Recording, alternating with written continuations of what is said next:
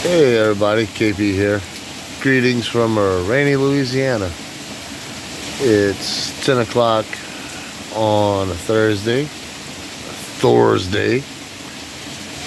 and we're finally getting some rain.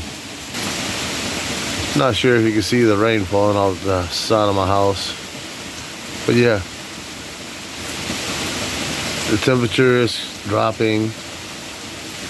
The front is probably moving in somewhat, and it's raining, giving much needed rain, because I'm tired of this burn ban stuff, you know.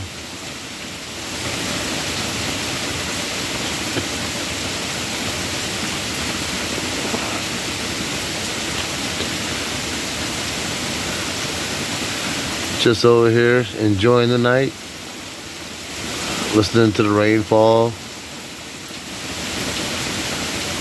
getting ready for tomorrow to go pour a whole nother section of road. Then that job will be done, and we got a whole lot more in another area. We might be there a month.